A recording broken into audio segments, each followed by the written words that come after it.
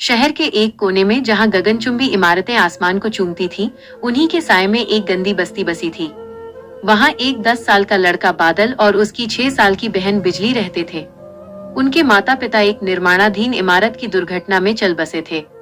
उनके पास विरासत के नाम पर सिर्फ एक फटा हुआ कंबल और एक दूसरे का हाथ था। बादल का नाम उसके पिता ने रखा था, ये सोचकर कि वो बड़ा होकर सबकी प्यास बुझाएगा। लेकिन अब उसकी आंखों में सिर्फ सावन के बादल उमड़ते थे। बिजली जो कभी अपनी हंसी से घर रोशन करती थी, अब सहमी हुई एक काली परछाई बन गई थी। सुबह के 4 बजते ही जब पूरा शहर मीठी नींद सो रहा होता, बादल अपनी पीठ पर एक बड़ा सा बोरा लाद कर निकल पड़ता। उसके नन्हे हाथों को कांच के टुकड़ों, सड़ी गली सब्जियों और लोहे के कबाड़ के बीच से खजाना ढूंढना होता था। प्लास्टिक की बोतलें 2 रुपए किलो, लोहा 5 रुपए किलो, अखबार 3 रुपए किलो। बादल गणित के फॉर्मूले स्कूल में नहीं, बल्कि कबाड़ की दुकान पर सीख रहा था। वो बिजली को अपने साथ नहीं ले जाता था। उसने उसे एक पुराने नीम के पेड़ के नीचे बिठा दिया था और कहा था, तू बस यहाँ बैठ और अक्षरों को मिट्टी पर उकेर, मैं आता हूँ। एक दिन बिजली ने पूछा, भैया क्या हम कभी उस बड़ी बिल्डिंग में रहेंगे? बादल ने सूखी रोटी का टुकड़ा उसके मुंह में डालते हुए कहा, हम बिल्डिंग नहीं बिजली, हम अपना खुद का आसमान बनाएंगे। एक बार शहर में लगातार 3 दिनों तक बारिश हुई। नालियां उफन गईं और कूड़ा बह गया। बादल को एक पैसा भी नहीं मिला। बिजली भूख से बेहाल होकर बेहोश होने लगी। उसकी आंखें अंदर धंस गई थीं। बादल पागलों की तरह एक ढाबे के बाहर खड़ा हो गया। वहां एक रईस आदमी अपने कुत्ते को मलाई वाला पनीर खिला रहा था। बादल ने हाथ फैलाया, साहब बहन बीमार है, थोड़ा खाना दे दो।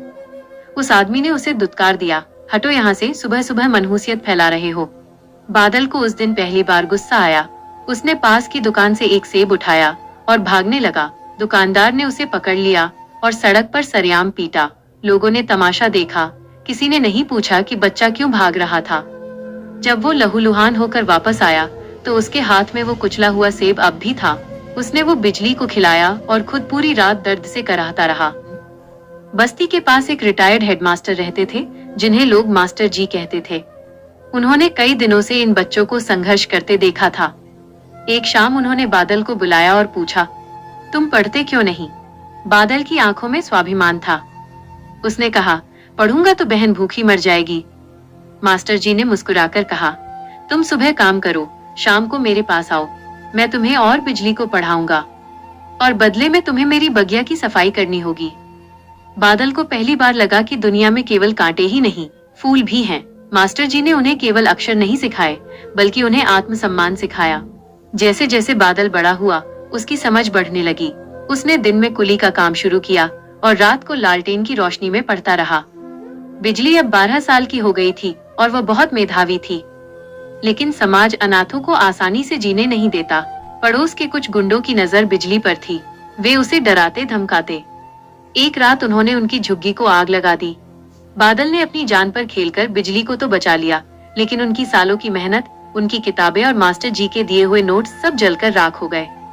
वे फिर से सड़क पर आ गए, लेकिन इस बार बादल टूटा नहीं। उसने बिजली से कहा, आग किताबों को जला सकती है, हमारे दिमाग में बसे ज्ञान को नहीं। बादल ने तय किया कि वो शहर छोड़ देगा। वह बिजली को लेकर एक बड़े शहर गया, जहाँ कोई उन्हें न जानता हो। वहाँ उसने एक गैरेज में काम किया। वो ग्रीस और तेल में सना रहता, ताकि बिजली साफ स्कूल यूनिफॉर्म पहन सके। बिजली ने भी अपने भाई के पसीने की कीमत समझी। उसने दिन रात एक कर दिया। वो अक्सर रात को तब जागती जब बादल थक कर सो जाता और उसके फटे हुए जूतों को सिलती। सालों की इस तपस्या का फल तब मिला जब बिजली ने राज्य स्तर की परीक्षा में टॉप किया। अखबारों में सुर्खियां बनी, कूड़ा चुनने वाले की बहन ने रचा इतिहास। आज बिजली एक बड़ी डॉक्टर है और बादल उसी अस्पताल का एडमिनिस्ट्रेटर। उन्होंने अपने माता पिता के नाम पर एक बसेरा नाम का अनाथालय खोला है। वहाँ कोई बच्चा कूड़ा नहीं चुनता, कोई बच्चा भूख से नहीं रोता। बादल आज भी अपनी कलाई पर वो निशान देखता है जो उस दुकानदार की पिटाई से पड़ा था। वह निशान उसे याद दिलाता है कि अनाथ होना कमजोरी नहीं, बल्कि दुनिया का सबसे बड़ा युद्ध जीतने की शुरुआत है। उनकी कहानी हमें सिखाती है कि छत छिन जाने से आसमान नहीं छिनता। जिनके पास खोने को कुछ नहीं होता, उनके पास पाने के लिए पूरी दुनिया होती है।